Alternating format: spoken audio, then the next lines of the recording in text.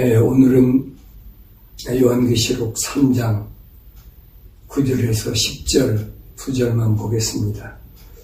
보라, 자칭 유대인이라고 하지만 아니요 오히려 거짓말하는 자들을 내가 사탄의 회당에 속한 자들로 만들리니, 보라, 내가 그들을 오게 하여 너희 발 앞에 경배하게 하여서 내가 너를 사랑하는 것을 알게 하리라.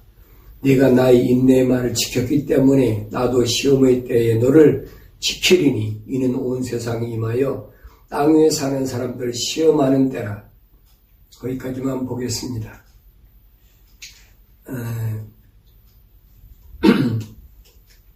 주님이 7 교회에 대해서 명령하시고 그리고 칭찬하시고 그리고 약속하셨는데, 오늘 책망한 교회는 5 교회고 칭찬받은 교회는 2 교회밖에 없습니다. 또 칭찬이 없는 교회도 있죠. 그런데 칭찬만 받은 교회가 2장에서는 서머나 교회하고 계시록 3장에서는 필라델피아 교회입니다. 근데 그 필라델피아 교회가 주님이 왜 칭찬하셨느냐 하는 겁니다. 칭찬하신 목적을 보면은 8절에 보면 그렇습니다. 이는 네가 적은 능력을 가지고서도 나의 말을 지켰고 내 이름을 부인하지 않았기 때문이라 그랬습니다. 적은 능력을 가지고서도 나의 말을 지켰다. 주님의 명령에 절대 순종했고, 그 다음에 내 이름을 부인하지 않았다. 어떤 어려운 환경이 와도 예수 이름을 부인하지 않은 것이 주님께 칭찬받는 일이라 그랬습니다. 그러면서 보라, 9절에 보니까 자칭 유대인이라고 하지만 아니요 오히려 거짓말하는 자들을 내가 사탄의 회당에 속한 자들을 만들리니 그랬습니다. 여기서 보면 자칭 유대인이라, 오늘 7 교회 가운데 칭찬받은 2 교회, 다시 말하면 2장에서 서머나 교회에 대해서도 주님이 그렇게 말씀하십니다. 2장 9절에 보면 내가 너의 행위와 환난과 궁핍을 아노라. 그러면서 오히려 네가 부요한 자로다. 자칭 유대인이라고 말하는 그들의 모독을 아노니 그들은 유대인이 아니 오히려 사탄의 회당이니라 그랬습니다. 여기 보면 자칭 유대인이라고 말하는 그들의 모독을 아노니 그랬어요. 유대인들이 유대인이 아니면서 유대인이라고 하는 것이 뭐냐? 모독이라는 겁니다. 어떤 모독이냐? 하나님을 모독하는 거예요. 유대인은 하나님께 선택받은 민족입니다. 그래서 아무나 유대인이 될 수가 없는 거예요. 근데 자칭 자기가 유대인이라고 하는 자들, 오늘 말세에도 마찬가지. 하나님께서 알곡과 죽정이를 가리실 때 뭘로 가리시느냐?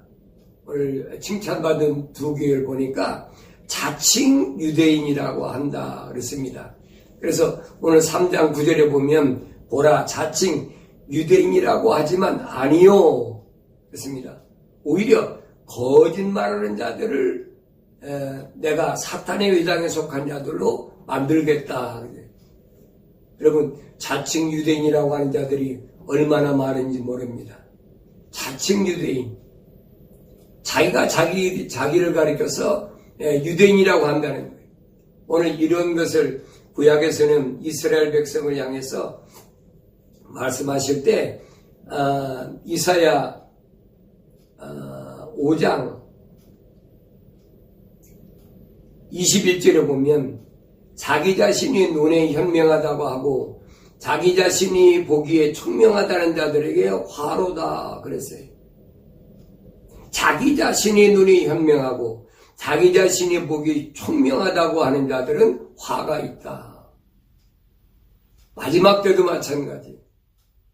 하나님이 세우신 유대인이 아닌데 자칭 유대인이라고 하는 자들, 화받을 사람들이. 그래서 2장에서는 2장 9절에서 서머나 교회 하신 말씀에는 뭐라고 그런 거 아니?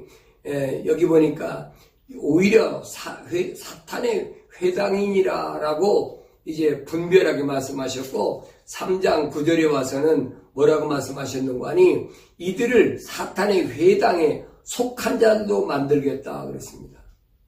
여러분, 자칭이란 것이 얼마나 무서운 일인가 알아야 됩니다. 자기가 스스로 하나님 보시기에 어떻든 그게 문제가 아니에요. 내가 나 보기에 어떠냐는 거지. 이게 어리석은 자입니다. 오늘날 보세요. 자칭 뭐라고 합니까?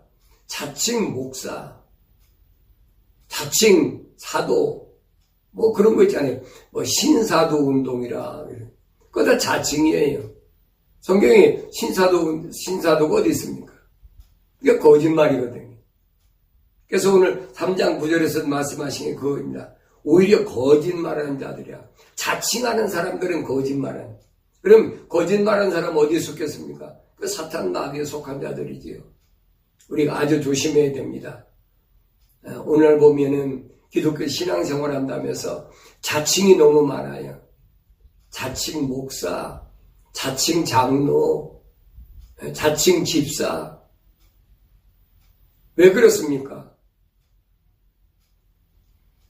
교파마다 자기네 교리를 만들어 놓고 성경에 상관이 없어요. 성경이 뭐라고 했든 성경엔 안중에도 없어요. 하나님 말씀에 안중이 없고 자기들 교리에 맞게, 자기의 교파의 교리에 맞게 만들어서, 그래서 목사도 또 장로도 집사도 마음대로 직분을 준다는 얘기. 하나님이 허락하셨느냐? 하나님이 허락지 않으셨느냐? 하나님이 허락지 아니하신 것은 자칭이에요. 인간이 피조물이 창조주 하나님이 허락하신 직분이 아니고 피조물이 마음대로 만들어서 세운 것, 그 자칭이라는 얘기입니다. 그래서 자칭 유대인이라고 하는 사람들을 아주 조심해라. 스스로 자기 자신이 호칭을 주는 것, 이것은 하나님께서 절대 용납지 않으신다는 사실을 우리가 깊이 명심해야 됩니다. 그런데 마지막 때에 교회들에게 이런 일들이 많이 일어날 수 있다는 얘기. 오늘날 보세요. 집사를 증명해도 바울이 디모데한테 뭐라고 그랬습니까? 집사는 이러이러한 사람이 된다 했는데도 그런 사람 임명합니까? 아니잖아요. 또 감독은, 장로는 이러이러한 사람이 된다. 근데 그렇게 합니까? 아니잖아요. 마음대로 심지어는 장로 세우고 할 때는 상당한 돈을 받고 장로를 세우고, 그뿐 아니죠. 또 여자 성도들에게는 성경에도 없는 권사라는 직분을 또 돈을 받고 직분을 주고.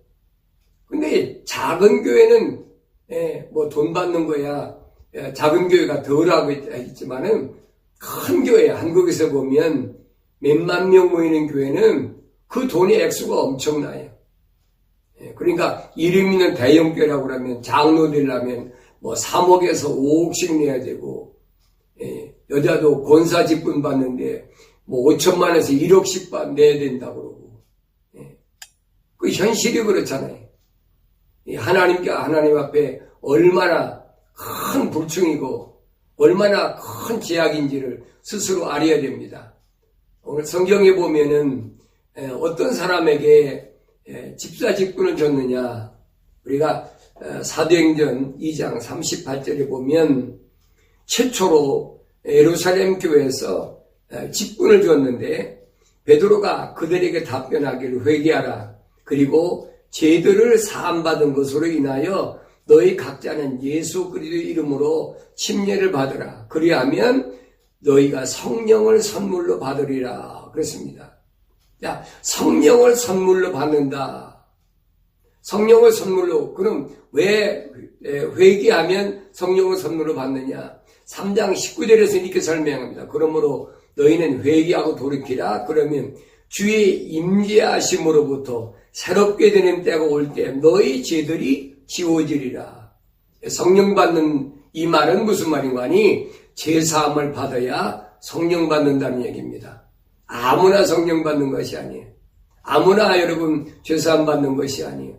주님이 십자가 보혈로 죄사함 받으려면 먼저 회개하고 주님께로 돌이키고 무엇이 생각과 마음이 삶의 가치관이 주님께 돌이켜졌을 때에 이게 참된 회개가 이루어졌을 때에 죄사함을 받게 되고 그 다음에 선물로 성령을 받는다 그랬습니다. 그런데 이 성령 받은 사람이 사도행전 6장 3절에 보면 그러므로 형제들아 너희 가운데서 성령과 지혜로 충만하여 훌륭한 평판을 듣는 7사람을 찾아서 택하여 이 일을 맡기고 그랬습니다. 이것이 최초 예루살렘 교회의 7집사입니다. 7집사의 자격은 누구냐? 첫째로 성령이 충만해야 된다. 조금 전에 제가 말씀드렸죠. 성령이 충만한 사람은 어떤 사람입니까? 성령 받은 사람은 회개하고 제사함 받고 그리고 성령을 선물로 받은 사람이 여러분 오늘날 내가 집사라는 직분을 받았는데 내가 회개한 사람입니까? 내가 하나님께로 돌이킨 사람입니까? 정말로 내 생각과 마음과 내 삶의 가치관이 하나님 향해 돌아섰습니까? 제사함 받지도 못하고 성령 받지도 못했는데 어떻게 집사입니까? 그 회개한 사람이 아니지. 그런 사람을 가리켜서 요한계시록에서 자칭 그래서 자칭. 우리가 자칭이 아니라면 교회에서 모든 직분은 하나님의 말씀 성경에 비춰보고 합당한 자를 이제 직분을 줘야 되고 받아야 된다는. 그런데 성경이 어떻게 기록됐든 상관이 없어요. 자기들끼리 모여서 직분을 주고받고 그런 일들이 얼마나 비일비재합니까? 이게 하나님 앞에 얼마나 불충한 일이고 얼마나 큰 범죄인가 하는 것을 우리가 스스로 깨달아야 됩니다. 계산받지 못한 성령으로 충만하지 못한 자가 만약에 직분을 받았다면 사람 앞에는 그것이 인정될지 모르지만 하나님은 인정하지 않으신다는 겁니다. 두 번째로는 지혜가 충만해야 된다 그랬습니다. 지혜는 머리가 좋고 나쁜 것이 아닙니다. 성경에서 지혜는 뭐가 지혜라고 그랬습니까? 지혜는 하나님을 두려워하는 것이 지혜라 그랬어요. 잠언서와 욥기서에 보면 하나님을 두려워하는 것이 지혜다. 그러니까 항상 하나님을 두려워하는 마음으로 신앙생활해야 그 사람이 집사의 직분을 온전히 감당할 수 있는 거예요. 사람을 두려워하면 안 된다는 거예요. 사람이 나를 어떻게 볼까? 저 사람이 나를 어떻게 볼까? 그런 마음 갖고 신앙생활 하지 말라는 거예요. 하나님께서 창조주 하나님, 전지전능 무소부지하신 하나님께서 나를 어떻게 보실까? 항상 그런 두려운 마음으로 신앙생활하는 자, 이게 바로 지혜로운 자인데 그런 사람이라야만이 집사의 직분을 받을 자격이 있다라고 그렇게 사도행전 6장에서 설명합니다. 그 다음에 세 번째로는 훌륭한 평판을 듣는 7사람을 그랬습니다. 모든 사람에게 훌륭한 평판을 드려야 돼. 칭찬을 드려야 돼. 아, 그 사람 보니까 참 모든 사람에게 본이 되는구나. 그런 사람에게 직분이 주어져야 됩니다. 집사의 직분은 여러분 아무나 받는 게 아니에요. 그러니까 성경적인 집사가 아니라 직분자가 아니라 자칭 직분을 받으니까 오늘날 하나님 집에서 걸림돌이 되잖아요. 교회 다니다가 낙심하는 사람이 그랬어요. 직분 받은 자 보고 아유 난 그 장로 보니까 밥맛 없어 못 가겠어. 아유 난 그 목사 보니까 그게 목사인지 뭔지 난 예수 안 믿겠다. 또 뭐라 그럽니까? 아 교회만 다니면 돈하게나 다 집사야. 이런 소리가 왜 나옵니까? 성경적이 아니기 때문에 그런 얘기 나오는 거예요. 오늘날 교회의 타락상이 어디서 시작됐는지 우리 올바로 알아야 됩니다. 왜 통계적으로 점점 교회 숫자가 성도의 숫자가 교회에 줄어든다고 하느냐? 뭐 여러 가지 이유를 많이 댑니다만은 제가 볼 때는 성경으로 비춰보면 그건 당연한 일이에요. 성경에서 하지 말라는 일만 골라서 하고 있잖아요. 자칭 목사, 자칭 집사, 자칭 장로, 별짓거리 다 하고 있잖아요. 그럼 다른 사람들한테 좋은 평판 듣습니까? 목사가 사기치지요? 장로가 못된 짓은 다 하고 다니죠? 집사 얼마나 형편없는 짓을 하고 다닙니까? 그러니까 다른 사람들에게 볼 때 평판이 좋은 평판이 날 수가 없어요. 심지어는 목사 자격을 놓고 뭐라고 그럽니까? 세상 법정에서 자격이 있는지 없는지 이게 얼마나 수치스러운 일이에요. 네. 그런 사람들이 대형교회 목사라고 그래가지고 얼마나 큰 소리가 많이 납니까? 사실 부끄러워요. 뭐 또 대형교회 치고 세습 안 하는 교회가 없다라고 또 떠드는 사람이 얼마나 많아요. 그거 사실이잖아요. 우리 변명할 수 없잖아요. 왜 그러냐면 그게 세습이든 아니든 그게 문제가 아닙니다. 세습이란 말은 성경에 없는 단어예요. 자칭이 안 되면 되는 거예요. 하나님 앞에 올바른 자격을 갖춰져 있다면 상관이 없어요. 근데 하나님 앞에 올바로 자격이 갖춰지지 않으니까 세상 말로 세습이란 말이 나오는 거예요. 그래서 주님께서 말씀하십니다. 자칭하는 것은 그것은 사탄의 회당이고 3장 9절에서는 사탄의 회당으로 만들겠다 그랬어요. 아무나 여러분 하나님 종이 되는 건 아닙니다. 성경에서는 물론 하나님이 집에 직분 5가지 직분을 줬죠. 먼저는 사도의 직분, 그 다음엔 선지자의 직분, 그 다음엔 복음전도자의 직분, 그 다음엔 목사의 직분, 그 다음엔 교사의 직분을 줬습니다. 이 5가지 직분을 왜 줬느냐? 지난번에도 한번 제가 언급했었죠. 하나님 집에 있는 성도들을 온전케 하고 그들을 섬기기 위해서 그래서 이 직분을 주셨다고 그러는데 그게 아니잖아요.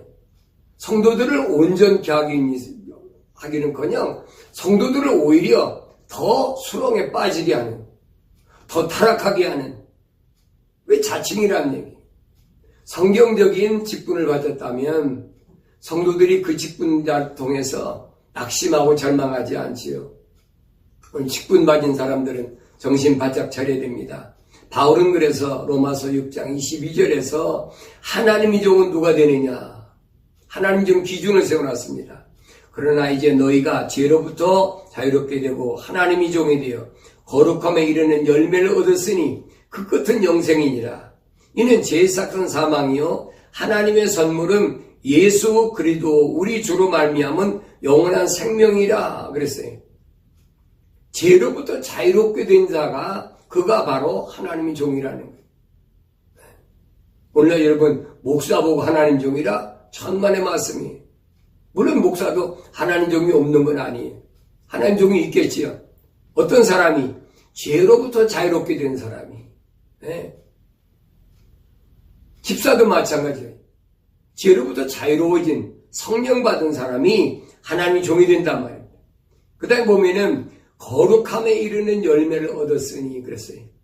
거룩이란 말은 무슨 말입니까? 세상에서는 쓰이지 않는 단어예요. 거룩이란 말은 세상과 나뉘었다. 세상과 구별됐다는 겁니다. 그런데 오늘날 여러분 하나님의 종이라고 자청하는 사람들이 얼마나 세속적인가 보세요. 사도요한은 뭐라고 합니까? 세상과 짝하지 마라. 세상과 하나 되지 말아라. 하나님 기뻐하시지 않는다. 세상 구별되라고 얼마나 얘기합니까? 그러면서 심지어는 사도요한이 요한일서 2장에서 보고 2장 15절에 보면 세상도 세상에 있는 것도 사랑하지 말라. 누구든지 세상을 사랑하면 아버지를 사랑함이 그 안에 있지 아니하니 이는 세상에 있는 모든 것이 육신의 정욕과 안목의 정욕과 생의 자랑이요 아버지께 속한 것이 아니니라. 세상에 속한 것이기 때문이라. 세상도 세상의 정욕도 사라지지만 하나님 뜻을 행하는 자는 영원히 거하느니라. 육신의 정욕, 안목의 정욕, 생의 자랑, 온통 이것으로 뒤범벅이 됐잖아요. 그저 어떻게 해서라도, 감언이설해서라도, 성도들이 귀를 즐겁게 해서라도, 사람만 많이 모아가지고, 그래가지고 그 영혼이 구원받느냐 안 받느냐 거기 상관없어요. 많이 긁어 모아가지고 내가 목회 성공했다. 여러분, 사람 많이 긁어 모은 게 목회 성공한 겁니까? 아니잖아요. 그 거짓말이잖아요. 성경은 그런 데가 한 군데도 없어요. 성령 충만해가지고 정말로 우리 주님 마음 그대로 본받아서 온유와 겸손한 마음으로 한 영혼이 천하보다 귀하다는 주님의 그 말씀을 마음속 깊이 간직하고 그 한 영혼을 위해서 정말 내가 하나님 앞에 무릎 꿇고 그 영혼을 위해서 기도하고 그 영혼을 구원하기 위해서 하나님 말씀을 올바로 전할 줄 아는 그런 사람이어야 되는데 이젠 그렇게 되지 않는다. 그렇게 되려면 거룩해야 된다는 거예요. 하나님 종은 거룩하지 않으면 하나님 종이 아니라는 증거예요. 내가 하나님 종이라고 생각한다면 나는 거룩해야 됩니다. 세상과 구별된 그 사람이 뭐냐? 끝은 영생이니라. 영원한 생명을 소유한 자. 그 사람이 바로 하나님의 종이라는 거예요. 오늘 하나님께서 우리에게 하신 말씀을 잘 기억해야 됩니다. 그러면서 바울 사도는 로마서 6장 23절에서 이는 그랬어요. 왜 그래야 되느냐? 이는 죄의 싹은 사망이요 하나님의 선물은 예수 그리스도 우리 주로 말미암은 영원한 생명이기 때문이라. 죄의 싹은 사망인데 죄 문제가 해결되지 않은 사람이 하나님 종이 되겠습니까? 안 되는 거지. 될 수가 없어요. 그러니까 먼저 우리는 하나님의 종이라는 이런 자부심도 좋지만 하나님 종이 아닌 사람이 하나님의 종이라고 하는 것이 얼마나 불충한 일인가 하는 것을 다시 한번 돌이켜보고 깨달아야 됩니다.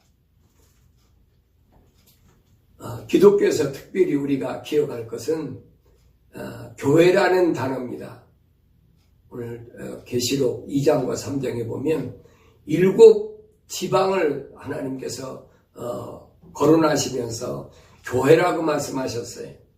기독교에서 교회관은 뭐냐? 제가 계시록 강의 시작할 때도 처음에 말씀드렸습니다마는 기독교에서 교회관은 사람이지 건물이 아니라는 거예요. 건물이 교회관은 이건 캐토릭에서 하는 말이에요. 또 이 캐토릭에서 나온 개신교에서 교회를 건물로 이렇게 말하고 또 그렇게 주장하는 사람이 많이 있습니다. 뭐 다 그런 건 아니에요. 개신교에서 공부를 했지만은 이게 잘못된 것이라고 이제 기독교로 돌이킨 사람은 그런 말을 거부하지요. 고린도전서 3장 16절에 보면 너희가 하나님의 성전인 것과 하나님이 영께서 너희 안에 거하시는 것을 알지 못하느냐 그랬어요. 내 몸이 하나님의 성전이래.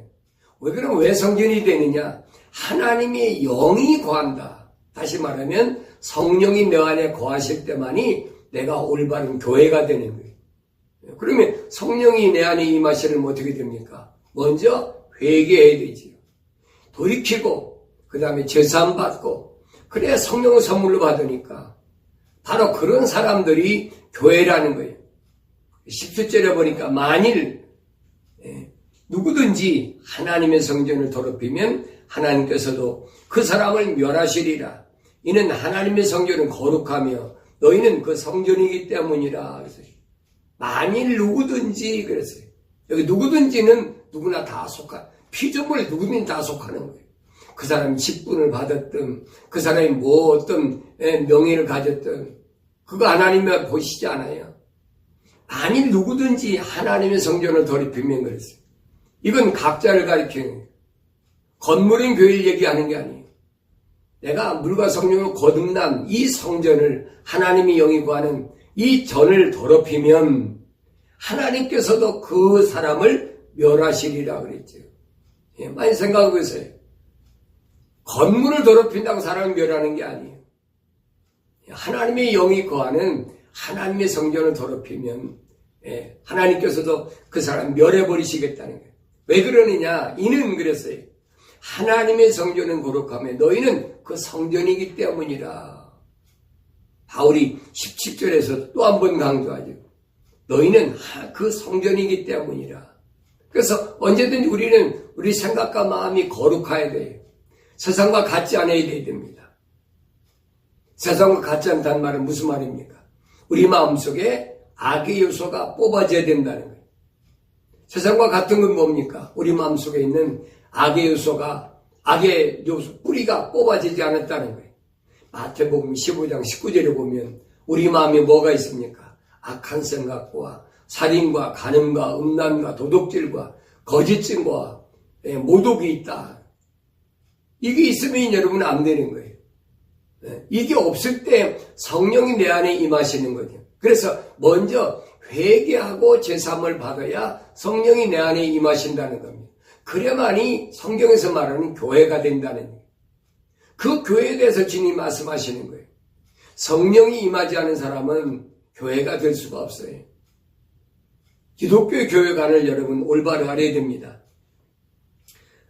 그래서 하나님 말씀 성경에서 떠나지 않으면 하나님 앞에서 아무 문제가 되지 않습니다. 그런데 하나님 앞에서 절대로 되지 않는 사람을 자기들이 입맛대로 사람을 선정해서 마음대로 직분을 주는 것이 이것이 뭐냐? 타락의 시발점이라는 얘기. 그래서 먼저 주님께서 이 필라델피아 교회에 대해서 칭찬하신 게 그겁니다. 자칭 유대인이라고 하지만 아닌 자. 이런 사람은 용납해서는 안 된다는 거예요. 이것이 주님께 칭찬받는 첫째. 두 번째는 10절에 보니까 내가 나의 인내의 말을 지켰기 때문에 나도 시험의 때에 너를 지키리니 이는 온 세상에 임하여 땅 위에 사는 사람들을 시험하는 때라 그랬어요. 주님의 칭찬은 뭐예요? 나의 인내의 말을 내가 지켰기 때문에 나도 시험의 때에 너를 지키리니 그랬어요. 시험의 때에 나를 지키겠다. 교회에 대한 약속이 세상에 환란이 온다고 두려워하지 말라는 거예요. 내가 늘 말씀드리잖아요. 7년 대환란을 가지고 얼마나 공간을 협박을 하고 위협을 하고 우리한테 와야 7년 대환란 겪지 않고 환란이 오기 전에 휴거된다. 거짓말로 이구동성으로 얼마나 많이 유튜브 방송을 해서 얘기를 합니까? 그뿐 아니죠. 인터넷으로 가보면 기가 차요. 이것은 여러분 늘 말씀드리지만 세대주의자들의 잘못된 주님의 재림관이에요. 재림의 신앙은 여러분 그게 아니에요. 성경적 재림의 신앙은 환란 전에 절대 휴거 없습니다. 성경 어디에도 없어요. 요한계시록 4장에 가면 이제 사도 요한 보고 이리 올라오너라 하는 거 그 교회의 휴거라. 그게 거짓말이잖아요. 사도 요한한테 주님께서 왜 올라오라고 그랬습니까? 미래에 되어질 일을 보여주러 위기에서 올라오라고 하셨지 교회 휴거가 아니잖아요. 또 그 사람들이 주장하는 것이 오늘 10절에 있는 말씀입니다. 내가 나의 인내의 말을 지켰기 때문에 나도 시험의 때에 너를 지키리니. 시험의 때를 개역성경이 면하게 한다고 그랬어요. 킹제임스 성경은 아니에요. 너를 지키겠다는 겁니다. 이게 주님의 약속이에요. 교회에 대한 확실한 보호하시겠다는 약속이에요. 근데 여러분 7년 환란이 온다고 뭐가 두려워요? 여러분 성령 받은 사람 두려워할 거 없어요. 왜냐하면 7년 환란 때 가장 문제되는 게 뭐냐? 짐승표라고 그랬잖아요. 근데 성령으로 이마에 인침받은 하나님의 인장으로 서마에 이마에 인침받았는데 어디다가 짐승표를 666 짐승표를 받습니까? 아니에요. 주님께서 분명히 보호하셨던 약속이 있습니다. 그러면 이 보호는 그냥 말로 된 것이 돼 있는 게 아니에요. 구체적으로 나와 있어요. 계시록 우리가 6장에 보면은 뭐라고 말씀하셨는가 하니 6장 6절에 보면은 이제 4대 병마 시대가 나오는데 그때에 그 검은말 시대가 나옵니다.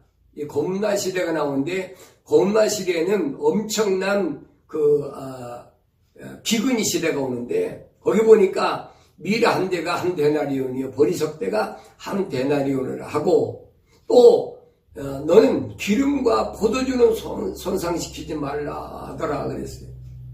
보장됐잖아요. 여기 여러분 기름과 포도주는 뭡니까? 왜 기름과 포도주는 손상시키지 말라고 그랬어요? 포도주는 주님의 십자가 보혈이잖아요. 주님이 십자가 보혈로 제사함 받고 이 말입니다. 그리고 사도행전 6장에서 집사들한테 성령 충만한 건 얘기한 것처럼 기름 부음 받은 자, 포도주와 기름은 손상시키지 말라고 그랬잖아요. 그러니까 성령으로 이마에 인침받은 자는 해당이 안 되는 거예요.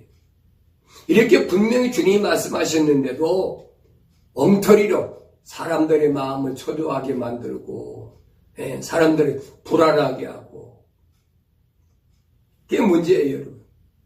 주님이 주시는 평안함은 그게 아니에요. 여러분 불안과 초조가 여러분을 어떻게 괴롭히는지 모르지만은 성령 받으면 해결돼요.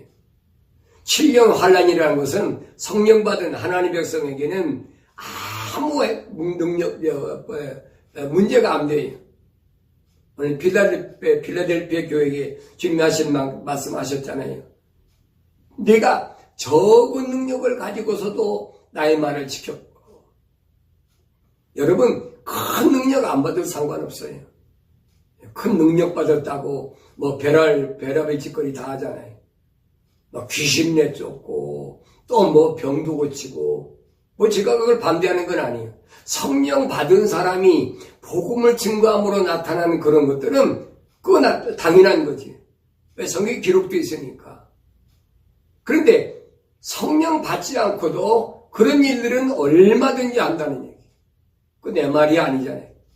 마태복음 24장 24절에도 기록되어 있어요. 거짓 선지자들이 택함 받은 자까지 미혹하려고 그런 짓거리 한다는 얘기. 여러분 혼돈하시면 안 돼요. 기독교 신앙의 올바른 신앙관을 여러분들이 잊어버리면 앞으로 다가올 환란에 큰 문제가 생깁니다. 그래서 이 빌라델피아에 보니까 내 이름을 부인하지 않았다. 왜 이런 말씀을 하셨을까요? 주님의 이름을 부인할 수밖에 없는 어려운 때가 온다는 얘기. 그때도 성령 받은 사람은 특징은 그겁니다. 주님의 이름을 부인하지 않았다. 여러분, 만약에 불의와 타협을 한다면 신앙생활에 문제 없어요. 불의와 적당히 타협하는데 무슨 큰 문제가 있습니까? 불의와 타협을 안 하려고 하니까 인내가 있어야 되고 불의와 타협을 안 하려고 그러니까 핍박이 들어오는 거고. 그러니까 여러분이 성령 받으면 큰 능력 안 받아도 상관없어요. 왜? 불의와 타협이 안 되니까. 세상에서 성령 받고 불의와 타협을 안 하면 세상 사람이 뭐라고 손가락질을 하는 줄 압니까? 저 사람 독불장군이다. 핍박을 많이 받죠. 저 혼자 예수 믿나? 별의별 소리 다 하지. 그게 당연한 거예요. 왜? 세상과 타협이 안 되니까. 적당히 타협하면 얼마든지 할 수 있지. 10절에서 주님의 약속을 잘못 인용해서 휴고된다고 말하는 수대주의자의 거짓말을 요구하는데 성경을 읽지 않는 사람들은 거기 넘어가요. 그렇구나. 환난 없이 들림받는다면 얼마나 좋을까. 좋지요. 이론적으로는 좋아요. 그건 거짓말이거든. 그런데 사실은 거짓말이에요. 왜? 성경이 없으니까. 그래서 언제든지 제가 강조하는 것이 뭐냐면 기독교 신앙의 기준이 성경 66권이라는 거예요. 흔들리지 말아야 된다는 거예요. 그러면서 이는 온 세상에 임하여 땅 위에 사는 사람들을 시험하는 때라 그랬어요. 정삼년반에 여러분 우리가 해야 될 것이 있어요. 뭐냐? 영원한 복음을 듣고 회개하고 성령 받아야 돼. 성령 안 받으면 여러분 후회해도 쓸데없어요. 누구 원망해도 여러분 때는 이미 늦습니다. 오늘 주님이 이 빌라델피아 교회에게 왜 말씀하셨을까 생각해야 됩니다. 자칭 유대인, 하나님 인정하시지 않는 유대인, 하나님 인정하시지 않는 교회, 이게 교회입니까? 바울은 로마서 2장에서 뭐라고 설명하고 있습니까? 로마서 2장에 보면은 바울은 이 유대인에 대해 설명할 때 이렇게 설명합니다. 로마서 2장 28절에 보면 표면적 유대인이 아니요 그랬어요. 이거 얼마나 영적으로 깊은 내용인가 여러분 아셔야 돼요. 표면적 유대인, 겉으로 민족적으로 유대인이 아니라는 거예요. 하나님 백성이 아니라는 거예요. 그러면서 뭐라고 그런 거니? 아니요. 표면적 육체의 할례가 아니라. 할례가 뭡니까? 유대인의 징표예요. 하나님께서 아브라함을 선택하시고 하나님의 백성으로 인정하신 증표로 할례를 하나님이 하라고 말씀하신 거예요. 그러니까 표면적으로 유대인이라고 해서 유대인이 아니고 표면적으로 육체 할례했다고 할례가 아니라는 거예요. 그러면서 29절에서 뭐라고 하는 거니? 내면적 유대인이 유대인이요 할례는 마음의 할례이니 영에 있고 본문에 있지 않은 것이라. 그들이 찬사는 사람들에서가 아니라 하나님에게서니라 그랬어요. 네. 하나님께 인정받아야 돼. 내 마음에 성령이 임하시지 않는데 무슨 교회가 됩니까? 다 거짓말이에요, 여러분. 속지 마세요. 표면적으로 여러분들이 예배당에 잘 다니고 표면적으로 뭐 신학교 나와서 목사 되고 목사 안수 받고 또 노회장 되고 뭐 총회장 되고 뭐 감독 되고 그런다고 여러분 그게 올바른 직분인지랍니까? 그런 자칭하는 사람들이 얼마나 많습니까?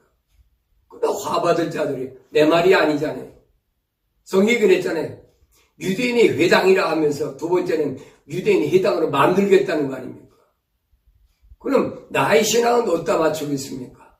표면적에 맞추고 있습니까? 내면적에 맞추고 있습니까? 표면적에다 맞추고 있다고 하면 그건 실패한 거예요.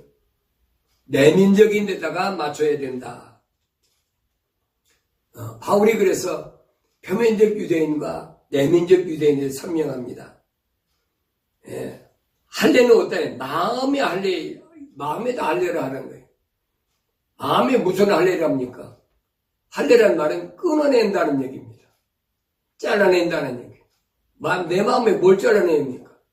아까 말씀드렸죠? 마태복음 15장 19절에 있는 악한 생각, 살인, 간음, 음란, 도둑질, 거짓 증거, 모독.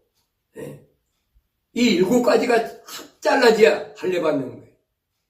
그 사람만이 하나님의 종으로 또 직분자로서 하나님께 칭찬받을 수가 있다 하는 것을 우리가 알아야 됩니다. 바울은 에베소 1장 13절에서 그분 안에서 너희도 진리의 말씀 곧 너희 구원의 복음을 듣고서 그분을 신뢰하였으니 또 너희가 그분을 믿고서 약속의 그 성령으로 인침을 받은 것이라. 복음을 들었으면 깨닫고 회개하고 돌이키면 그 약속의 성령으로 인침을 받았다. 인침이란 말 도장 찍었다는 얘기. 이마의 성령으로 인침받았는데 두려울 게 뭐가 있어요? 여러분 7년 대화를 가지고 별의별 공간 협박하고 하는 사람들 속지 마세요. 여러분들이 성경을 읽으면 이런 사람들인데 속지 않습니다. 짐승표 안 받으려면 여러분 다른 거 없어요. 성령 받아야 돼요. 성령 받으면 절대 짐승표 받을 염려가 없습니다. 짐승표 받으면 얼마나 무서운 일이 벌어지느냐. 계시록 14장 9절에 보니까 셋째 천사가 그들을 따라가며 큰 음성으로 말하길 누구든지 그 짐승과 그 형상에 경배하고 그의 표를 자기 이마나 손에 받는다면 그 역시 하나님의 진노의 포도주를 마시게 되리니 그것은 그의 진노의 잔에 혼합하지 않고 부은 것이니라. 또 그 사람은 거룩함 천사들이 면전과 어린 양의 면전에서 불과 유황으로 고통을 받으리라. 그 고통의 연기가 무궁토록 올라가리라. 그 짐승과 그 형상에게 경배하고 그 이름의 표를 받는 자는 누구든지 밤낮 쉼을 얻지 못하리라.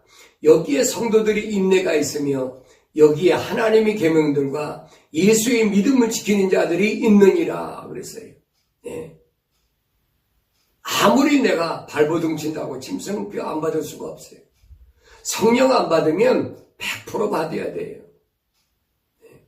여러분 죽는다는데, 매매를 못하게 한다는데, 사고 팔지를 못하게 한다는데 어떻게 하겠습니까? 짐승 뼈 안 받고 뭐 현금 많이 갖고 있으면 된다. 현금 많이 갖고 있어도 안 돼요, 여러분. 왜? 현금 사용을 못할 때가 오니까. 그때는 짐승표가 없이는 매매를 못하니까, 물건 사고 팔지 못하니까 어쩔 수 없이 받아야 된다니. 그러나 주님께 약속하셨잖아요. 그런 기근 3년 6개월 동안 기근 시대에 주님이 누구에게 포도주, 다시 말하면 주님이 십자가 보혈로 제사함 받은 주의 백성들, 그리고 성령 받은, 기름 부음 받은 자는 가까이 하지 마라, 손대지 마라. 주님 명령하셨어요. 주님이 그 약속을 여러분 믿지 못하면 그 성령 안 받은 사람이에요. 여러분 성령 받은 증거는 뭐라고 그랬습니까? 자꾸 믿어지는 거예요, 주님의 약속. 여러분 흔들리지 마시고 하나님 진리 말씀에서 올바로 신앙생활해야 여러분들이 마지막 때 하나님의 거룩한 뜻에 따라서 올바로 살 수가 있습니다. 그래서 여러분들이 성령 충만하면 주님이 오실 것도 여러분 두려워할 것이 없어요. 많은 사람들이 주님은 밤에 도적과 같이 오시는데 자기가 기도하다 계시 받았으니까 뭐 어떻게 됐다. 여러분 다 거짓말이에요. 성경에 그날과 그 시는 절대 언급되지 않았어요. 뭐가 언급되어 있습니까? 성령 받은 사람에게 그 사람이 계시하시겠다고 분명히 말씀하셨어요. 바울은 데살로니가 교회 편지에서 그랬습니다. 데살로니가전서 5장에서 분명히 바울이 설명해 주고 있는데 뭐라고 설명했습니까? 데살로니가전서 5장 1절에 보니까 그러나 형제들아 그 때와 시기에 관해서 너희에게 쓸 필요가 없으니 이는 주의 날이 밤의 도적과 같이 오리라는 것을 너희 자신이 정확히 알고 있기 때문이라. 밤에 도적까지 오신다는 거예요. 누구에게? 3절에 보니까 그들이 그랬어요. 3인칭이에요. 너가, 예수님께서 나와 내가 아니라 그들 3인칭이에요. 그들이 뭐 할 때? 평안하다, 안전하다고 말할 때에 아이벤 여인에게 진통이 오듯 갑작스런 멸망이 그들에게 이 말이니 결단코 피하지 못하리라. 네. 여러분, 주님이 밤에 도적같이 오시는 사람 누구냐? 그 사람은 예배당에 다녀도 직분을 가졌어도 그 사람은 어떤 사람입니까? 그들이에요. 네. 3인칭이에요. 너희가 아니에요. 그 사람들은 불신자하고 똑같이 취급받는 사람들입니다. 성령 안 받으면 불신자하고 다른 게 뭐가 있어요? 어둠의 자식들인데. 그러면 4절에서 뭐는? 그러나 그랬어요. 형제들아 너희는 그랬죠. 어둠에 있지 아니하니 그날에 너희를 도둑같이 덮치지 못하리라. 약속이잖아요. 너희에게 도둑같이 덮치지 않는다는 거예요. 왜? 그 다음에 5절에 보면 너희는 누구냐? 모두 빛의 자녀들이며 낮의 자녀들이라. 우리는 밤이나 어둠에 속하지 아니하노라. 요한복음에서 주님은 영원한 생명의 빛으로 오셨습니다. 여러분 두려워하지 마세요. 마음 가운데 주님을 영접하세요. 어둠이 물러가고 영원한 생명의 빛이 내 안에 임하도록 주님 영접하시면 성령 충만함 받고 7년 환란이 온다 해도 나하고는 아무 상관이 없어요. 시전 환란은 분명히 와요. 오는데 전삼년반, 후삼년반이 나눠지는데 전삼년반은 뭐하는 기간이냐? 교회들을 알고가 쭉정이로 가리는 기간이라고 그러죠. 네. 뭐가 알고기고 뭐가 쭉정인가? 누가 성령 받고 성령 받지 않았나? 이때 많은 것들이 미혹합니다. 뭐 하라고요? 짐승표 받으라고. 근데 성령 받은 사람이야 짐승표 받을 데가 없잖아요. 짐승표 받으라 거짓 선자들이 그렇게 이구동성으로 얘기해도 안 받는데 누가 안 받습니까? 성령 받은 사람 안 받아도 돼. 근데 성령 안 받는 사람은 당장 먹고 살기 힘드니까 사고 팔지 못하니까 받는다는 얘기. 엄청난 죽고 사는 문제가 거기 있어요. 여러분 지금이야 다 편안하니까 모르지요. 뭐 누가 올바른 종인가 누가 올바른 직분자인가 지금은 몰라요. 그러나 지금이 여러분 마지막 준비할 때는 기억하셔야 돼요. 지금이 회개하고 성령 받을 기회란 말입니다. 앞으로 얼마나 시간이 더 지나면 환란이 시작될지 모르지만 여러분 환란이 시작되면 그게 마지막이에요. 시작되기 전에 그럼 언제가 7년 환란이 시작됐냐? 성경은 징조로 얘기했어요. 그날과 그 시는 얘기한 게 아니에요. 징조로 얘기했죠. 여러분들이 요한계시록을 날마다 상고는 못하더라도 말씀을 들으면서 자꾸 읽으시면 성령 받고 또 성령이 여러분에게 계시하신 사실을 기억하시고 두려워 마시고 교회는 반드시 주님이 약속하신 보호하신다, 지키신다는 말씀을 믿고 날마다 승리하시기를 주의 이름으로 축원합니다.